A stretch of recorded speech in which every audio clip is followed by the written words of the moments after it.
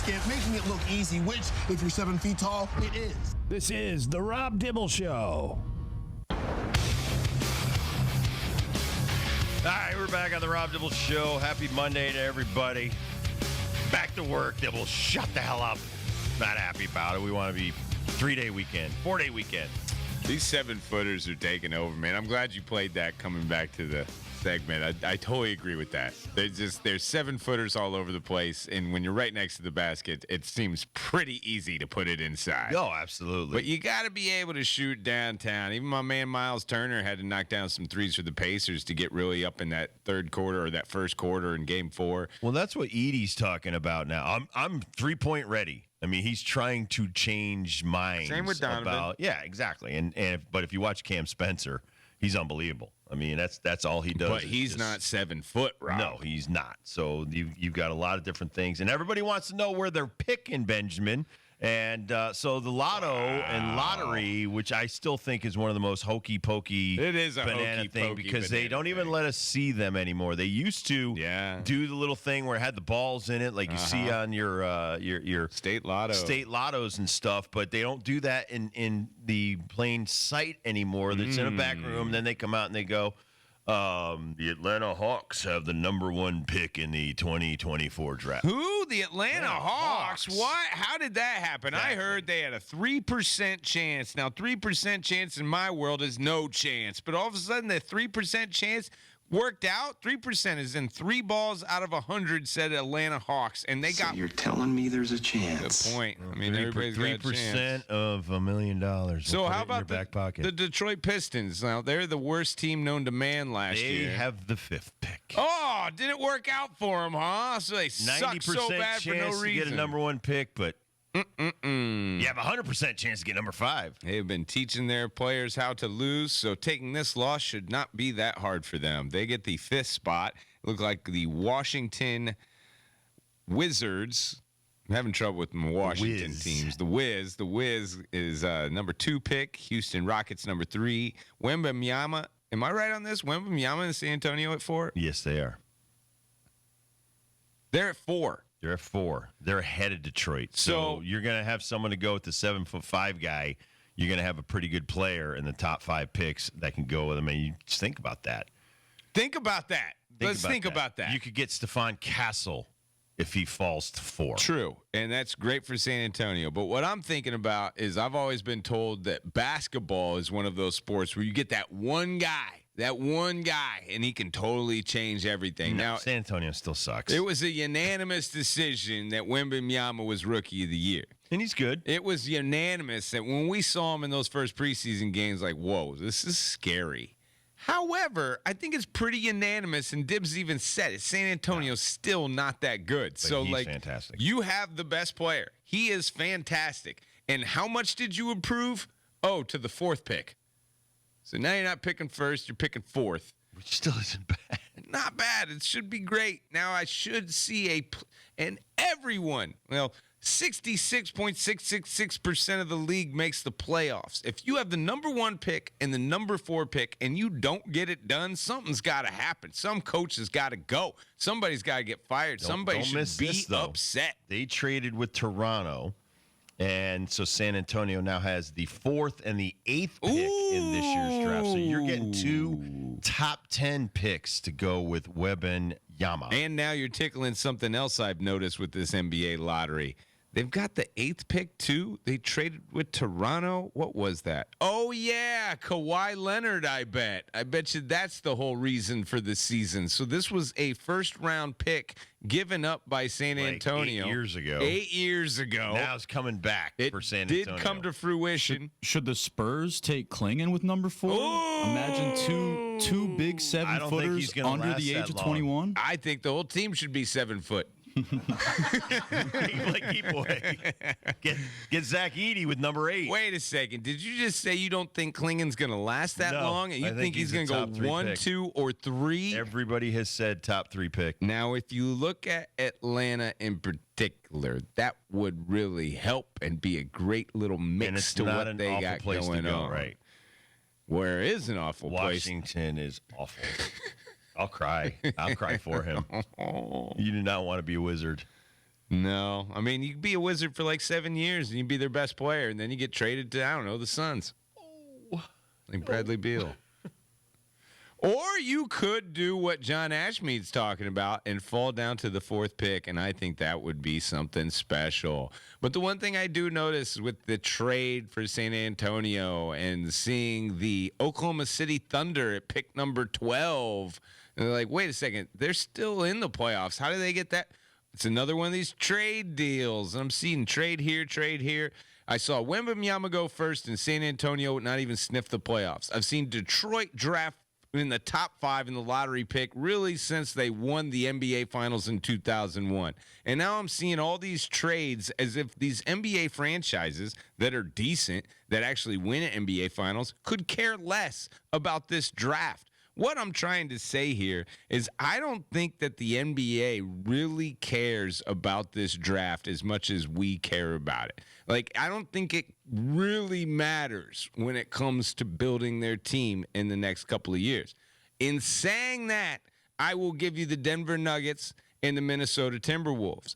And they have done a really good job over the last 5 years in drafting. Now, I would also say a lot of those draft picks are based upon their second round and how great you hit in the second round. When you can hit a Draymond Green in the second round, when you can hit a 3-time MVP Nikola Jokic in the second round, dude, you are playing with house money. As much as these second rounders are just traded, even more than trading cards actually are, then it seems like a lot of these franchises could care less about those picks. But when you look at the proof in the pudding, it's not Wembanyama drafted at first. It's not even Steph Curry falling down to, 8?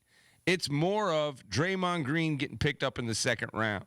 Jokic getting picked up in the second round. Finding these diamonds in the rough is bigger and better for your NBA franchise than being a part of this NBA lottery. San Antonio has 2 second-round picks. Indiana has 3 second-round picks. A lot of these were old trades from years ago. I think there's only about 3 teams in the second round that didn't get their second-round pick via the trade. Wow. Miami. Wow. No, actually, it's 2. It's Miami. No, it's Orlando, Miami, and San Antonio all held on to their second-round picks. Everybody else was a trade. Wow. Isn't that something? That is something. Now, looking at the first round potentials, man, if you are from France and you are over 6'9", this is the time to get into the draft. It feels like there's going to be 6 of those dudes in the first round, 2 of which are going to be your 1 and possibly your 2, unless our friends Stefan and Donovan have anything to say about it. But Zachariah Rocher and Alexandra Sarr, those are going to be your 2 top picks from France, both standing bigger than 6'10". I think Sarr 7'1", but those are the Wembanyama's of the day. And then you get into these Americans like that Dalton Connect from Tennessee. Oh, how stinky. Or how about Cody Williams from Colorado, or even Reed Shepherd, that point guard from Kentucky. Ooh. I just think we're crazy about these internationals in the first round, and I don't know how much of a difference they're going to make their NBA franchise this year. Maybe in a couple of years. I just think it's a plethora of how you draft, throughout the years, to set up your franchise like we're seeing with the Nuggets, Oklahoma City Thunder, Minnesota Timberwolves, and so on and so forth. I'm just looking at this, and I'm blown away, but there's not more UConn guys in the top, 15. Then you see your Cam Spencers and your Tristan Newtons, who we love in, the second, early second, maybe even mid-second round. The NBA.com's got Klingon 5 and Castle 6. And if that happens, both guys are going to bad teams. Correct. Klingon would go to the Pistons. Yep. Castle would go to Charlotte, where we don't want any more UConn guys to And go. we think the world of these two, don't get us wrong. Oh, no. But the one we thing, want them too, to go higher and go to better teams. I don't know a better shooter in this draft than Cam Spencer. No. I don't know a more proven point guard than Tristan Newton. Yet these guys are going to fall mid-second. And like Dib said, whatever team gets them is probably going to be in a decent shape of a team and is going to get a diamond in the rough in the second round where you can really build your franchise. I'm looking at some of these people. They need a spanking. And Alex Carey. Where the Athletic has them, Yahoo, Bleacher. It's all People over the are crazy. place. You're all crazy. It's all over I'll the go with Perkins. Cedric Perkins saying Klingon should go number 1 overall. He knows. He played. It's about the I think it's for three-point what, shot, man. but 3-point the shot and your three-point needs. shot. I mean, some of them need rim protectors. Obviously, Right. San Antonio does not. Look at Rudy Gobert right now. Rudy Gobert is not a three-point shooter. You don't want No. Rudy Gobert shooting And now threes. everybody's complaining about his defense today. I know, So but it's- they ain't getting to where they're at without Rudy Gobert being Defensive Player of the Year. Exactly. And he is not getting taken out of the game as much defensive liability you want to throw on his name right now for these last 2 or 3 games. He is still going to be out there trying to D up Jokic, trying to stop Aaron Gordon. He is still a rim protector that is worthy of minutes in this league, and that's not a bad moniker to put on an NBA player. It's not. And I don't think we've kind of discussed this. It's not bad to be a game manager as a quarterback in the NFL as well. You got to find a niche. You got to find what people know they can rely on. And if Klingon is out there to be a rim protector, which I, again, think he is the best shot blocker in this draft. I ain't seen Sarr, and I don't know what kind of competition he's playing every day in France. But all I know is the best of the best in the last 2 years couldn't get their shots up in the paint when Donovan Klingon's got 2 feet in there. So he is going to find his niche, and he's going to get time to work on his three-point shot. He'll make more than what you expect him to make out in the NBA. He's going to be fine. And there's a lot of teams that are notorious for being bad draft people. I know the Clippers for 20 years. Just look at the list. We're always around the top 5 picks in the lottery and always Washington. made awful picks. Houston, Detroit, my Charlotte Hornets, Portland, usual suspects, top of the draft. Doesn't matter what league you're talking about, the same franchises are familiar faces when it comes to the top 10 picks. And it's not necessarily because their players suck. It's not because the town's bad. It's because of the ownership. Because the ownership makes bad decisions and puts people in the place that makes these bad decisions. That's why they are who they are. That's why the Pistons are going to be drafting where they're drafting, not now and for the next 5 years until they change something in ownership or general management. This could work out good for Klingon if it's like CBS says. CBS has Castle going number 2 to the Wizards. I see that. I see Castle as a higher pick than Klingon. And Klingon going 9 to Memphis Grizzlies would be a great destination for that young man. And that's where I see him as well. You know me, I'm an NBA draft net guy. They have Klingon at Memphis at 9. They have Castle a couple of scotches above that, whether it be Charlotte or whether it be Portland. I wouldn't mind San Antonio for one of these two cats with the 4th or the 8th. I think one of these two cats is going to be a San Antonio Spur. And that would be great for them. I mean, just look at the pedigree of players that they have brought up in this league. They're going to be better than where they finished this past year. Trust me. Trust me. Denver evened up their series yesterday. Nuggets with a huge win. Jokic is playing much better, and he looks healthier. You know, when he's running around and moving around, and it looks like he's healthy, he presents such a problem on defenses. So, Aaron Gordon was a problem yesterday. 11 for his first 11. Just cleaning up boards, hanging around the rim is an automatic safety valve for Jokic and Jamal Murray. And Jokic knocking down deep threes. Like threes he doesn't want to shoot, but it's almost like if you give them to him, he'll take right. And that's like the look on his face. Like, all right, you're gonna leave me open. I guess I'm gonna shoot it. And then draining a bunch of threes. They had control of that game a bunch. Kurt, do you have the halftime of Jamal Murray? This was one of the best halftime finishes. So Minnesota has been clawing back. They were down 16 at one point in the first half.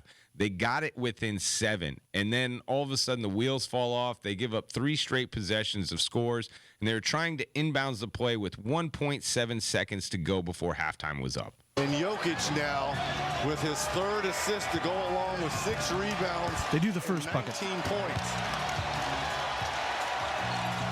Edwards lost the ball with a turnover. Nice Denver D. Porter at the other end, and he tries and he gets it to go. Beating the clock. Court length. That's intercepted. Murray good at the goals. Got it! Got it! A big time 3.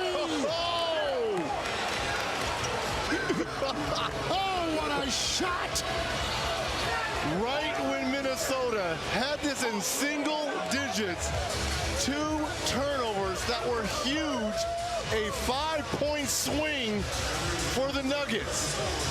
I am stunned right now. 8-0 run, a Reggie Miller run in the final 15 seconds of the first half. And look at Jamal Murray staring down Kevin Harlan, who just received his jersey here. It was awesome. It really was. Now, a lot of these times in the regular season, you don't even see that shot getting taken because a lot of these guys don't want to mess up their three-point percentage for the regular season. So in the playoffs, you get a lot of these half-court, full-court attempts. Anthony Edwards almost hit one in the third quarter, too, by the way. That was a little bit deeper. But Jamal Murray is the only one playing at this point. Like inbounds to nobody, and Jamal Murray just picks it up and throws it from half-court. Now, I don't know who the player is that is next to him. It might have been Edwards. Steps out of his way. Yeah. And he's almost out of bounds, Yeah. Murray, when he throws it in. It just throws Incredible. it. Literally just throws it. And the beautiful thing, I'm glad you say he was right next to out of bounds because that was right in front of Reggie Miller and Kevin Harlan right there. Kevin Harlan makes the call as he's staring at Jamal Murray, as he's staring right back to him. And, like, that is just beautiful, man. That was a beautiful moment in NBA basketball that you don't normally get in the regular season, but a backbreaker for all those Minnesota Timberwolves that worked so hard to get that deficit to what it was. 8 points later, it's right back where you started. Why are they celebrating their 35th anniversary yesterday, though? Because Who was? Kevin Harlan, the Minnesota Timberwolves. Kevin Harlan did the first 9 seasons for the Timberwolves. Oh, really? They did their 35th anniversary. That was like the big to-do before the game. That sounds right. And so 2024. Harlan was talking about how amazing those first 9 years were. Kevin Garnett was there. They're all talking about it. And it's like, man, we're in the playoffs, aren't we?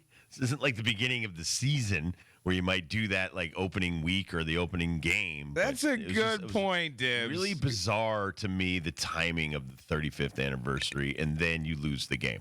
Maybe they had high hopes at the beginning of the season. And you're like, should we do this, maybe November? Nah, we're not going to do it in November. Should we do it maybe January? Nah. Should we do it at the end of this? No, we're going to be in the playoffs, dude. Yeah. We're going to be in this. Let's plan this for second round.